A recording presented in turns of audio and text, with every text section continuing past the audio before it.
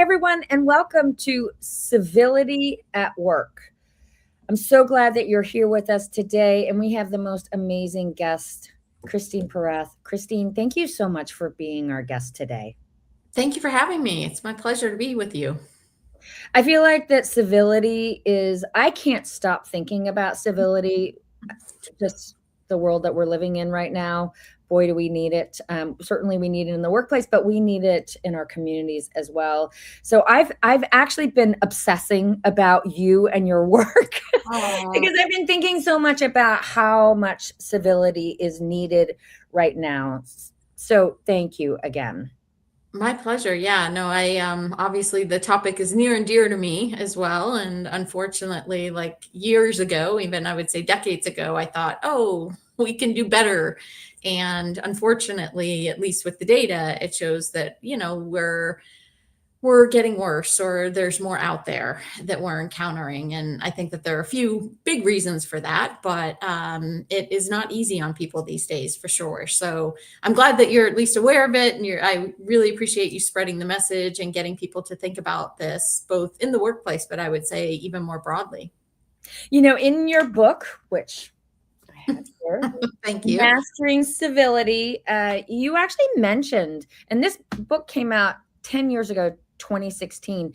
And in the book, you mentioned that civility had gotten worse. And Yes. I'm in that time frame. And Yes. I hate to ask this, but I'm guessing that it's gotten even worse since the time when your book came out.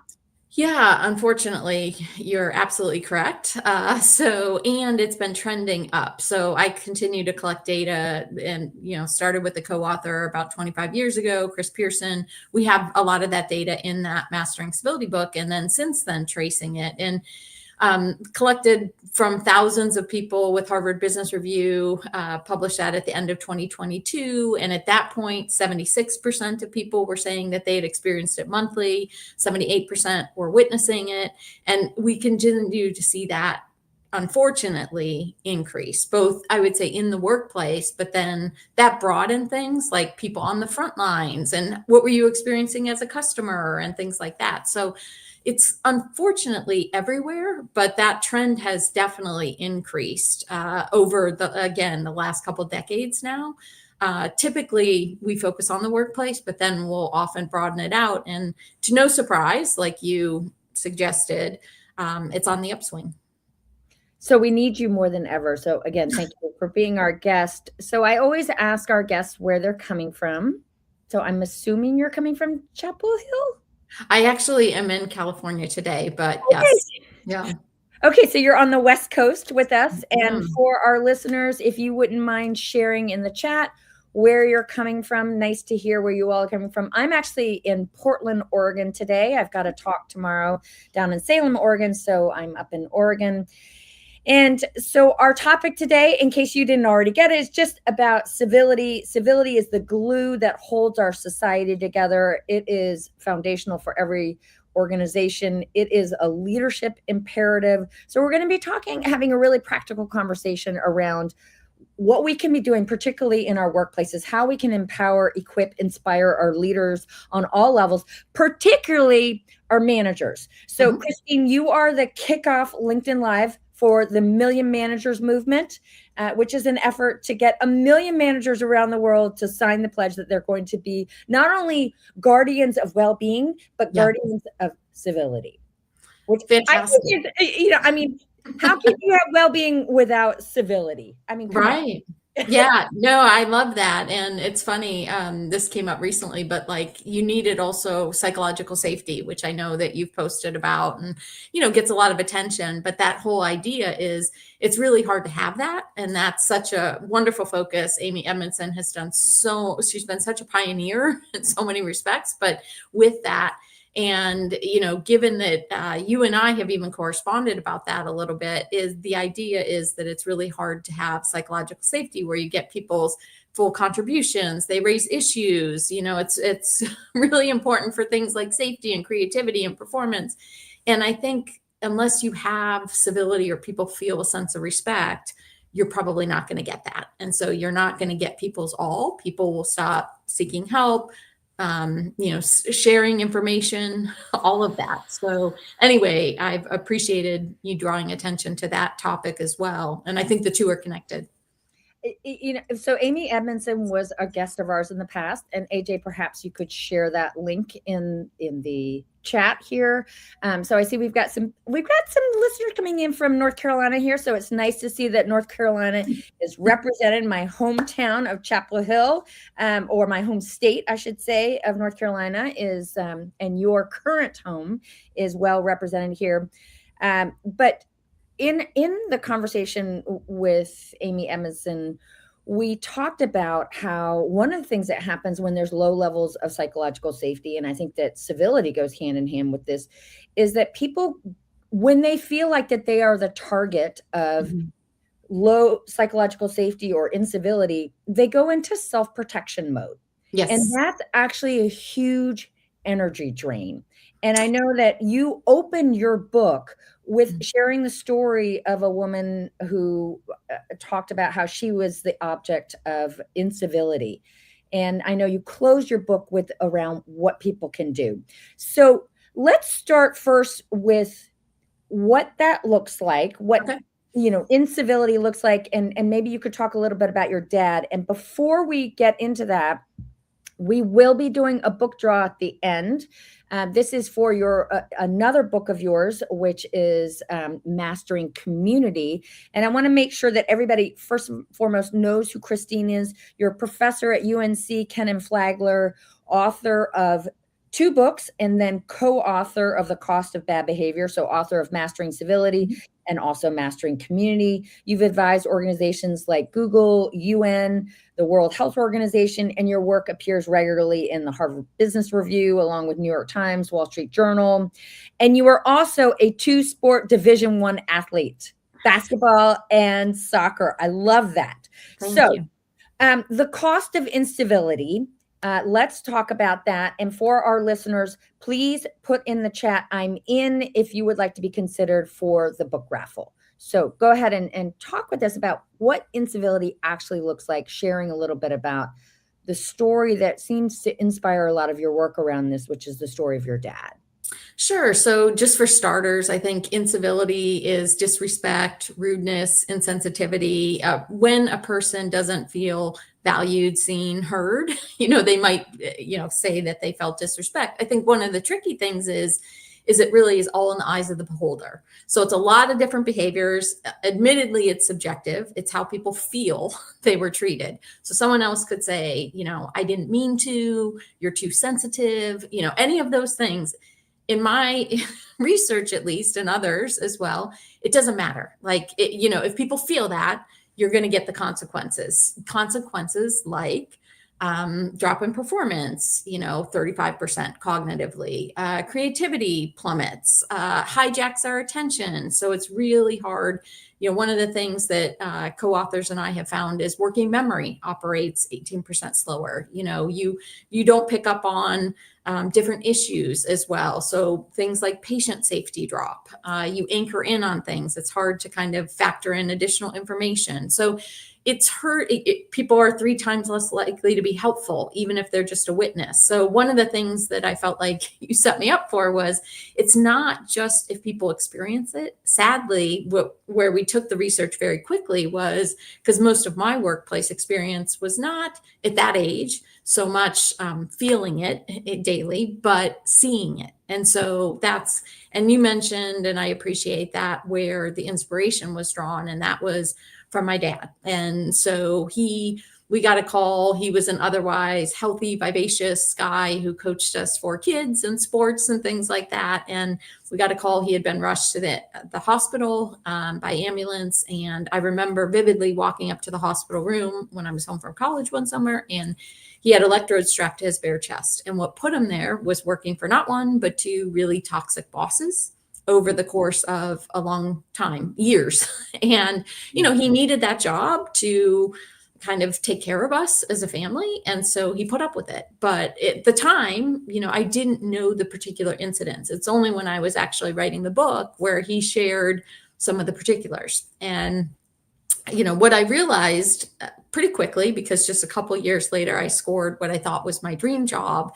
And I saw firsthand, sports management and marketing, pretty intense environment. And I would hear people say, like, are you an idiot? That's not what I wanted. Or, if I wanted your opinion, I'd ask. And again, I wasn't necessarily the target, but it was totally taking me off track because I was very naive. I came from, a really wonderful family, great schools, wonderful coaches. And so, yes, it happened on the sidelines and it happened in different places, but I just assumed that the workplace was very professional and this kind of behavior didn't exist, or that people would know it's not how you treat someone, or they're not going to work hard for you. They might quit.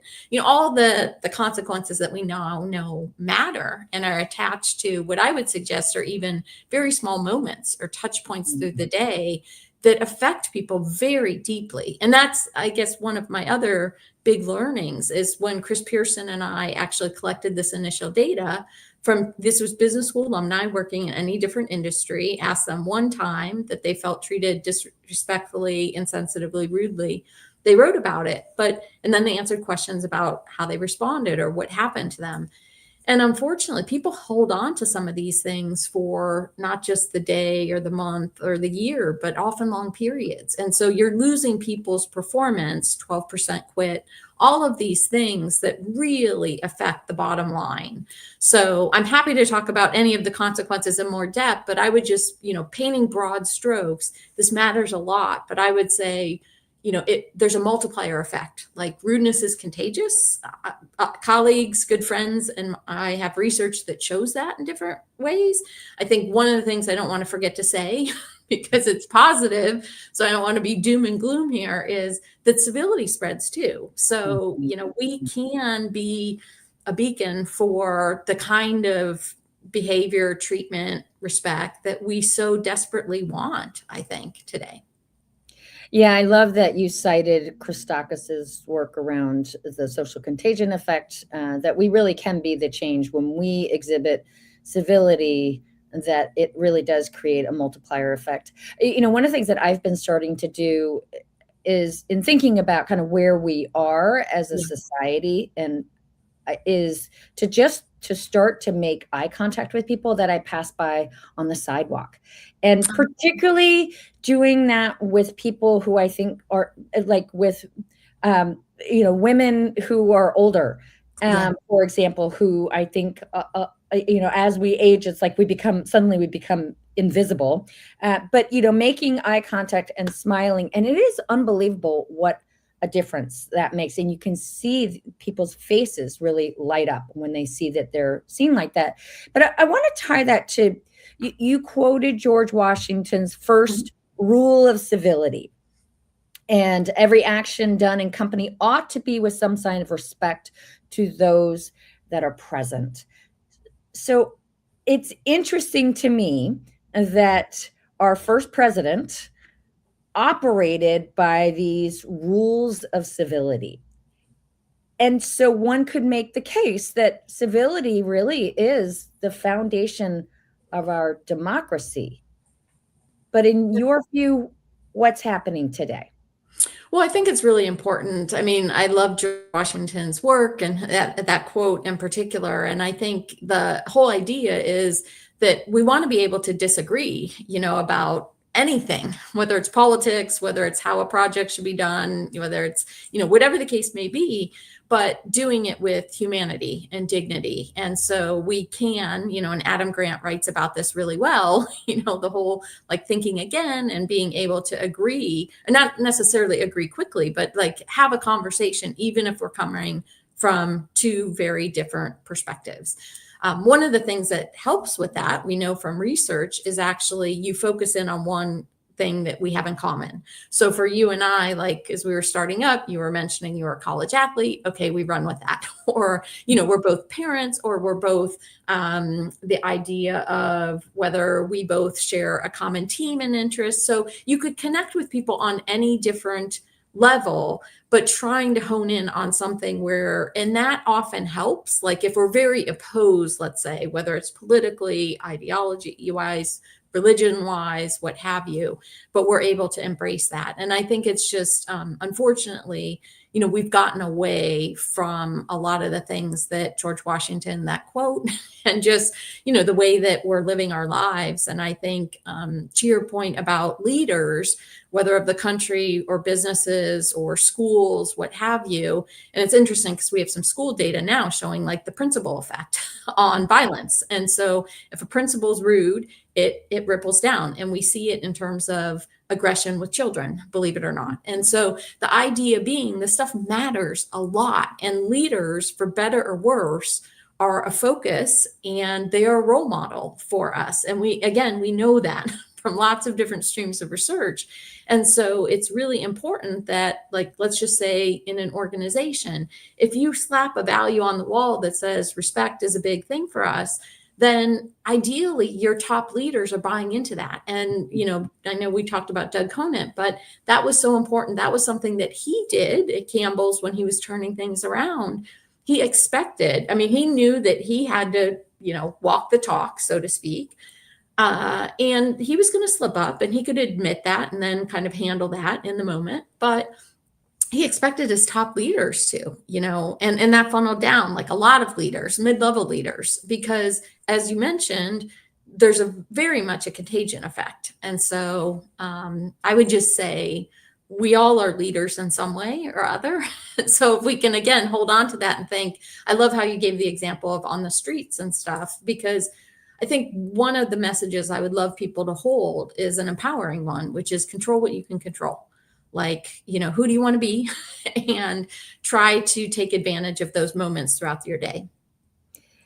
So first of all, I love that you asked that question, who do you want to be, over and over again? Who do you want to be? And it's such a good way for each of us to live and to really think about our influence within our impact within our sphere of influence.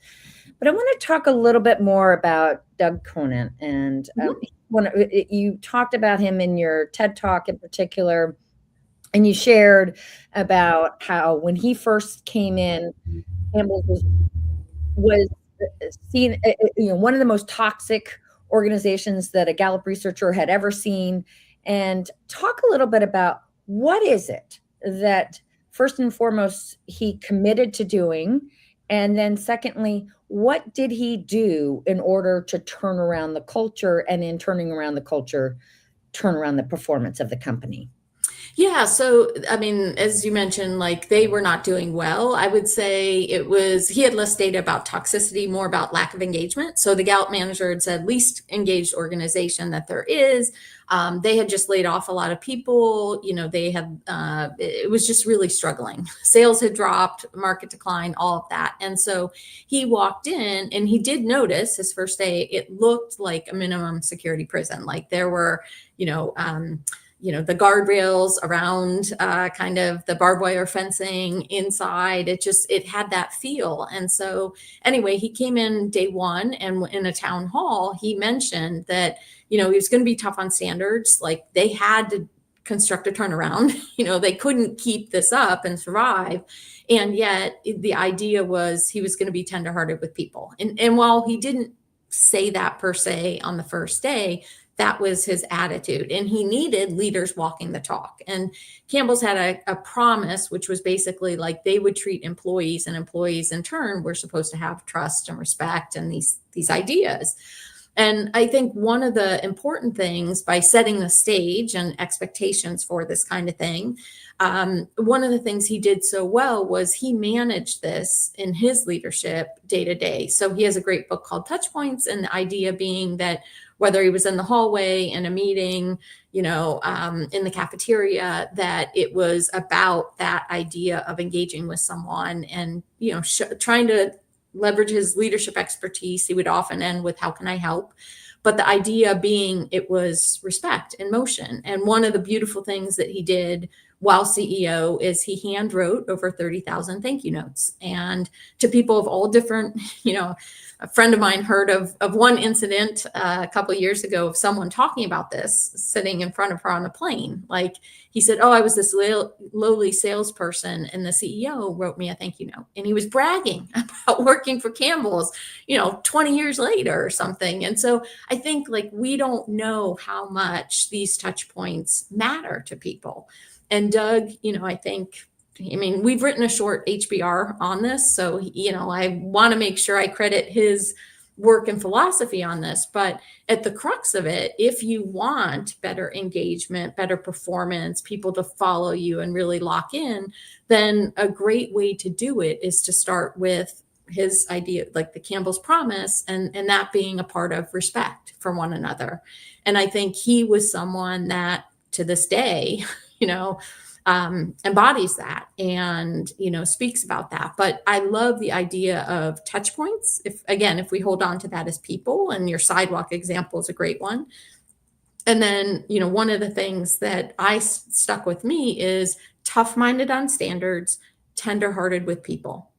And I think that ties to like Kim Scott's radical candor too, or compassionate candor. So if we have that in mind, I think one important thing is civility is not just fluffy or being nice or what have you. We want both, but to get the psychological safety or to get some of the tough-minded ideas across, it really helps if you start with respect. Of course, I want to welcome everyone's questions and comments. Please feel free to ask those. And let's talk. Thank you so much for sharing that story of Doug Honan. And in fact, I had a conversation with someone, and it turned out that she had worked at Campbell's. And I said, oh my gosh, I hear that that Doug had written these thank you cards. So that's so amazing. And she said, I actually received 2 of those when I worked there, and they are framed and they are hanging on my wall. I love that. Yeah. So it just, to your point, these little things can really make a big difference. And one of the things that you really emphasized in your book is that it's not so much what you do, it's how you do it, the tone of voice that you use, or how you engage in those daily touch points, and really repositioning those daily touch points as an opportunity to lift people up as opposed to push people down. And again, back to your question, who do you want to be in every single moment? Go ahead. Yeah, no, I love that question. I mean, I think if you're able to do that, like literally, if you come across something where someone's trolling you on the internet, or, you get an email from a colleague or boss or what have you, and you're thinking, gosh, do they realize how they're coming across? Then who do you want to be? To me, it gives you that pause between like the trigger and the response. But maybe more importantly, or as important, it's really about your identity. So it's not about like, what am I going to say back to you? It's really about like, who am I as a person and who do I want to be? And we know that like, that's a test of character, and especially when you're stressed, or especially when you feel mistreated, how are you going to respond? And then I think the other nice thing about it is I believe it focuses on impact, like what impact you want to have. And again, you may have to depersonalize it from someone who has a pattern of this or what have you.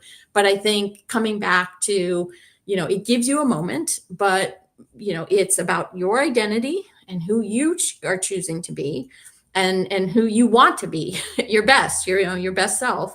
And then the second thing is the impact that you want to have. And again, I would encourage us to think not just on that person, but, society or globally, or what ripple effects do we want to start? What contagion are we feeding?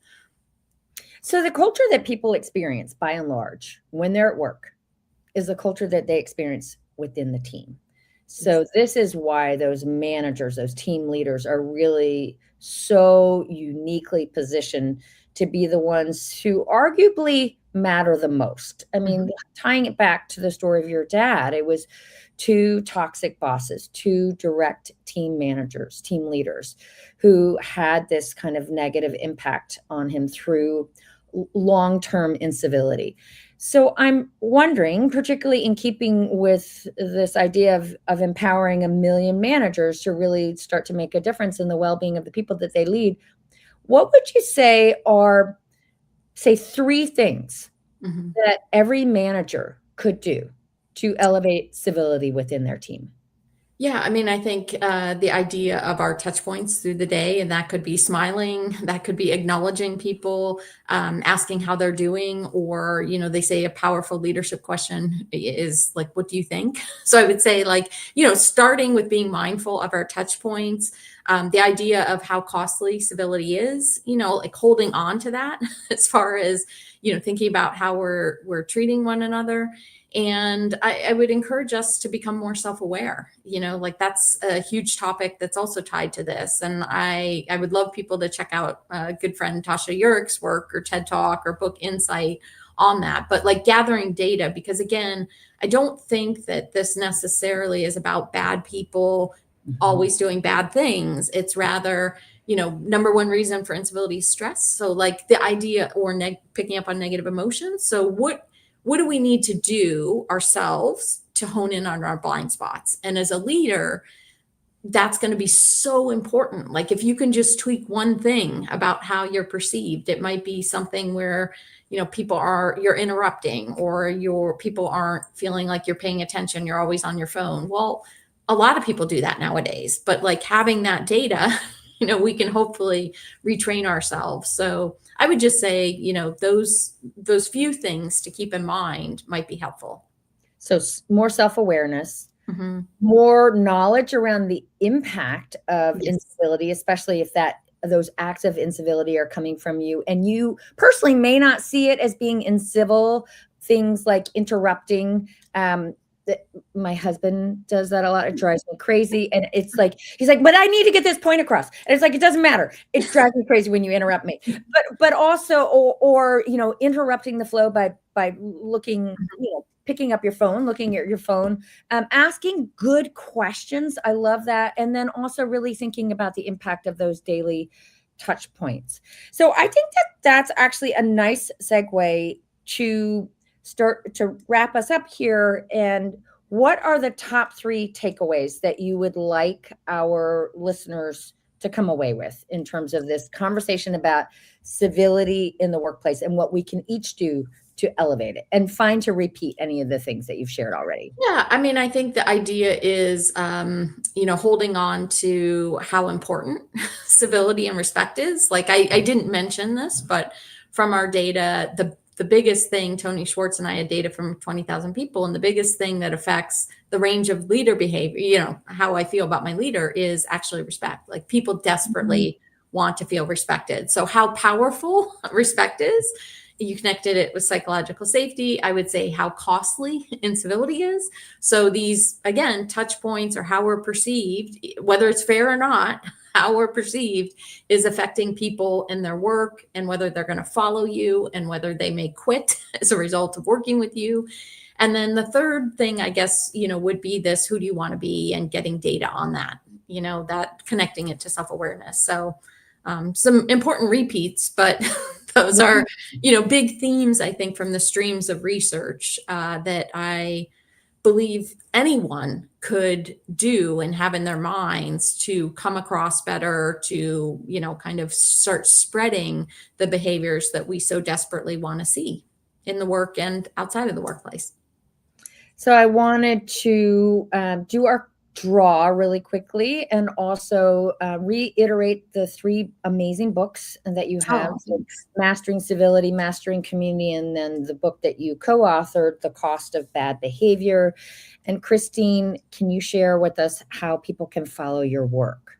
Yeah. So right now, I think LinkedIn is probably best bet. And then any of the books, and I'll post there. I post occasionally to other places, but that's probably the best bet right now. Okay. And so, Noah, you are the winner. Congratulations. So we'll be getting that out to you, Noah. So Thank you all for joining us today for this amazing conversation with Christine today. Our next guest in March will be Laura Schmidt, who runs a lab at UCSF that investigates the societal root causes of chronic disease in our current food system. So something that we need to be talking about as well. Christine, I want to thank you so much for elevating this really important conversation around civility, around community, the cost of bad behavior. All of those things are things that we need to be talking about more broadly, but also within our workplaces and particularly within our teams.